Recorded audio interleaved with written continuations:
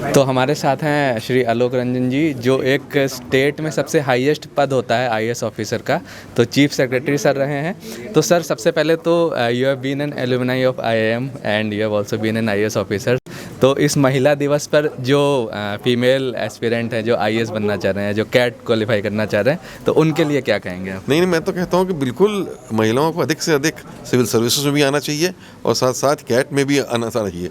बल्कि अभी भी कई आईएम्स में ये बात सामने आई है कि पहले जो महिलाएं जितनी आती थी उससे कहीं अधिक गर्ल स्टूडेंट्स जो हैं वो सेलेक्ट होकर कैट में जा रही हैं। और आईएम कोझिकोड ने तो बल्कि दिखाया है कि मोर देन 50% जो हैं वो लड़कियां उनके बैच में हैं। तो ये उपलब्धि हर साल बढ़ती जा रही है और सिविल सर्विस में भी बहुत उल्लेखनीय काम किया है महिलाओं ने। खासतौर से अभी इस कोविड-19 में इसको हैंडल करने के लिए कई स्टेट्स की हेल्थ सेक्रेटरीज महिलाएं रही हैं, कई डिस्ट्रिक्ट की डिस्ट्रिक्ट मजिस्ट्रेट के रूप में महिलाएं रही हैं। अभी उत्तराखंड में जो ट्रेजेडी हुई वहाँ भी डिस्ट्रिक्ट मजिस्ट्रेट महिला थी, तो उन्होंने बहुत अच्छा काम किया है। तो बिल्कुल ये ऐसे करियर हैं जहाँ महिलाएं बहुत अच्छा योगदान दे सकती हैं और मैं तो ये चाहूँगा कि आगे बढ़ें और इस एग्ज़ाम्स को दें, चाहे कैट का हो, MBA में जाने के लिए, चाहे सिविल सर्विस का हो, क्योंकि इन रास्ते में बहुत अधिक उपलब्धि हासिल कर सकती हैं। Right. First of all, let me all wish you all a very very happy International Women's Day. आप सबको हार्दिक बधाई अंतर्राष्ट्रीय महिला दिवस की। आज पूरे विश्व में ये दिवस मनाया जा रहा है। हम लोग भी उसी कड़ी में आज यहाँ एकत्रित हुए हैं ये दिवस मनाने के लिए।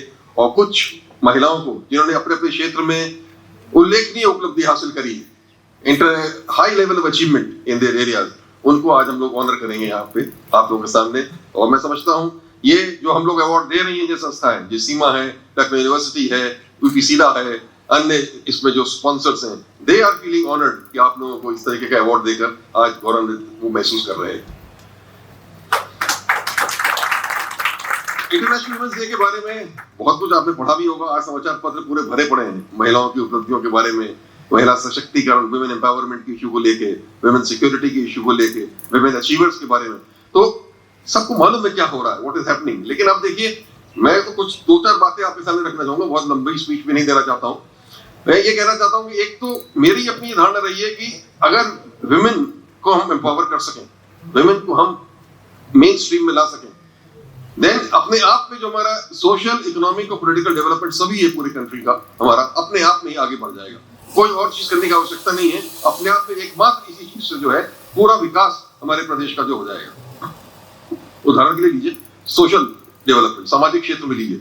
मेरी अपनी ये धारणा रही है और हमेशा से रही है कि केवल अगर एक स्कीम ले ली जाए किसी भी सरकार द्वारा और पूरी उसको रणनीति के साथ और पूरी कंसंट्रेशन और फोकस के साथ किया जाए, that is education of the girl child. Educating the girl child को अगर ले लिया जाए कि 100% एजुकेट किया जाएगा, सबको क्लास 12 एज पॉसिबल, सबको ग्रेजुएशन तक की एजुकेशन अगर प्रोवाइड कर दी जाए to each and every girl जो हमारे उत्तर प्रदेश में है या हमारे इंडिया में है, तो अपने आप में ही आप देखिएगा कितना अधिक इंप्रूवमेंट सारे सोशल पैरामीटर्स में हो जाएगा। आज उत्तर प्रदेश ही देख लीजिए, महिला साक्षरता अभी भी हमारी 66-67% ही है, अभी बहुत गैप है उसमें। और साक्षरता की बात है, अभी ग्रेजुएशन लेवल तक पहुंचने में तो 20% भी नहीं पहुंच रहे हैं जो जिनको पहुंचना चाहिए उस लेवल पे। तो उसका ही ये कारण है कि इन्फेंट मोर्टेलिटी रेट हमारा बहुत हाई है, बच्चे मर जाते हैं 5 साल की उम्र के पहले ही, क्योंकि उनको ऐसी डिजीज हो जाती हैं जो प्रिवेंट की जा सकती हैं, but the women are not aware of it. Similarly maternal mortality rate is high, similarly total fertility rate is on the higher side. So many other, malnutrition इतना ज्यादा है, कुपोषण इसे कहते हैं, malnutrition of the child is so high, that is because of lack of awareness amongst the women. और अगर उनको हम एजुकेट करा देते हैं, then this lack of awareness can be taken care of। अपने आप में आप देखिएगा all these social parameters will be taken care of। So that's why I firmly believe कि अगर educate the girl child is one policy, अगर उसको बिल्कुल प्रायोरिटी में ले लिया जाए तो अपने आप में बहुत सी चीजें ठीक हो जाएंगी। इकोनॉमिक डेवलपमेंट के क्षेत्र में ले लीजिए, it has been proven all over the world that अगर women को हम मेन स्ट्रीम में ले आएंगे और इकोनॉमिक उसमें उनको एम्प्लॉयमेंट दिलाएंगे, then अपने आप में GDP में 2 to 3% का ग्रोथ जो है वो बढ़ जाती है GDP। Even today, if you notice, one of the reasons जो एनालिसिस हो रही थी ना कि GDP के रेट जो है, ग्रोथ रेट क्यों कम हो गई इंडिया में और क्या बात हुई, उसमें ये बात निकल के आई कि labour participation rate of women in India has become only 27%, और जो कि पिछले 5-7 साल में गिरा surprisingly for some reasons, it has come down. तो ओनली 27% जो लेबर पार्टिसिपेशन रेट है women, that is main reason. उसको कहते हैं कि अगर 10% ही बढ़ा दिया जाए, अपने आप में GDP की ग्रोथ रेट आपको 1 से 2% बढ़ के सामने आ जाएगी। तो this is the kind of impact that is there if you can bring women in the main stream. That is what I want to put before you. और आज आप देखेंगे बात हो रही है वहाँ तो आज मैंने पढ़ा कि तमिलनाडु ने घोषणा कर दी है कि जो हाउस वाइफ हैं उनको घर बैठे 1,000 रुपये महीना दिया जाएगा। आज डोंट नो आपने पढ़ा कि नहीं पढ़ा। उन्होंने कहा हाउस वाइफ का भी बड़ा कंट्रीब्यूशन है। वो अलग बात रही कि वो ऑफिस में जाके काम नहीं करती हैं, but even if they stay at home they will given 1,000 rupees per month. वो बीच में कमाल हसन साहब ने चलाया था ये कि हाउस वाइफ की भी बड़ी वैल्यू है। वैसे है, बहुत वैल्यू है, ऐसी बात नहीं। The work they do is very very important. I think we don't give a value to it, but it is something which is invaluable, the kind of work that is done out there. लेकिन it is a strange thing, आप लोग इसमें जो economics जानते होंगे कि जो national income calculate होती है उसमें ये जो चीज है हाउस वाइफ का कंट्रीब्यूशन का कहीं कोई योगदान नहीं है। It is not taken into account at all in any way in calculation of national income of the country. तो देयरफॉर ये बात चलिए एक तरीके अच्छा पहल है। और पॉलिटिकली अगर आप देखिए, आज अभी सुना होगा आपने पश्चिम बंगाल के चुनाव में बीजेपी ने घोषणा करी है कि 33% reservation for women they will provide in all the parliament and assemblies and all.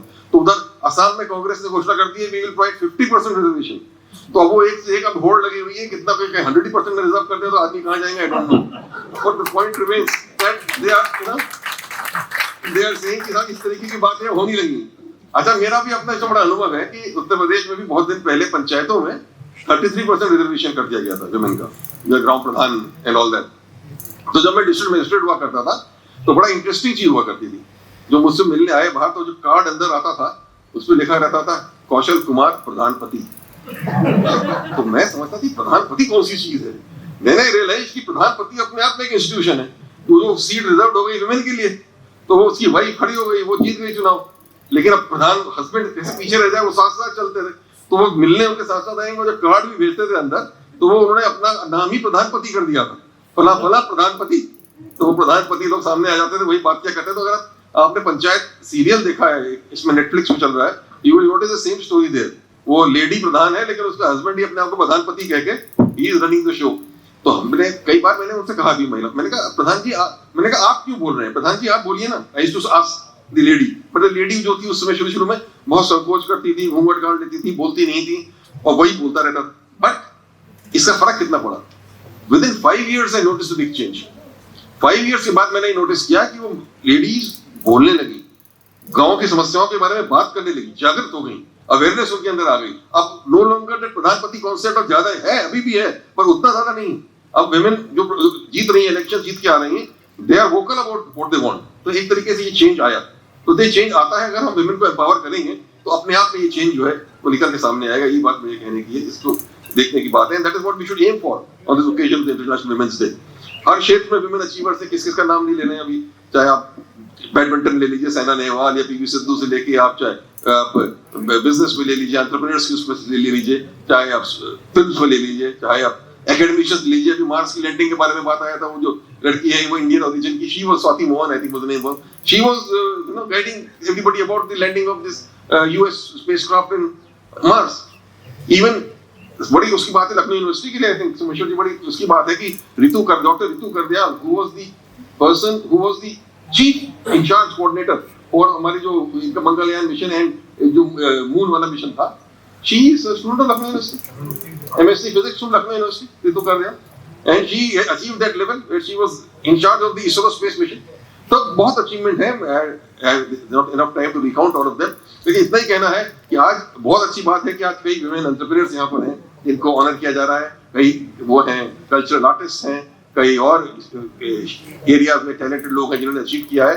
I am very happy that you are here and feel proud कि आपको हम आज अवार्ड कर सकेंगे। आई ओनली होप कि ये एक तरीके का इंस्पिरेशन होगा, not only for you to go even further ahead, but for others to follow in your footsteps, other women to come forward, so that एक बड़ा भारी चेंज हमारी सोसाइटी में, हमारे समाज में, हमारी इकोनॉमी में, हमारी पॉलिटिक्स में पूरी तरीके से सामने आ जाएगा। इन्हीं शब्दों के साथ इस मौके पर पुनः let me wish you all once again a very very happy International Women's Day and all the best for the future. Thank you very much.